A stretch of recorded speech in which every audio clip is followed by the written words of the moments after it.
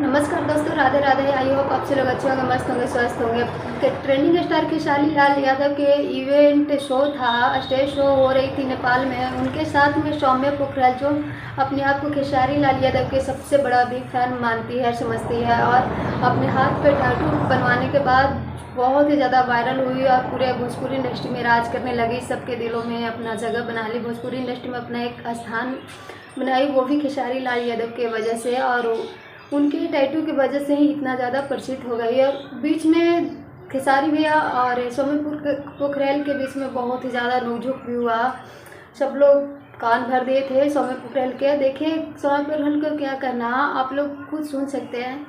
वैसे इस stage show के बाद हमारे खेसारी भैया के बहुत सारे ऐसे फ़ैन हैं जो खेसारी भैया से बहुत ही ज़्यादा नाराज़ हैं उनके टीम से, क्योंकि सौम्या पोखरल बहुत ही ज़्यादा हमारे खेसारी भैया के बारे में कुछ बोल दिया था। और उसके बाद भी हमारे खेसारी भैया उनके साथ स्टेज शो कर रहे हैं, तो ये सब देखने के बाद थोड़ा बहुत तो दुख होता ही है। वैसे आप सभी का क्या राय है, कमेंट में ज़रूर बताइए। वैसे हमारे खेसारी भैया सबके भला ही करते हैं और कभी किसी को बुरा नहीं सोचते, और इसलिए हमारे खेसारी भैया सबके दिलों में राज करते थे।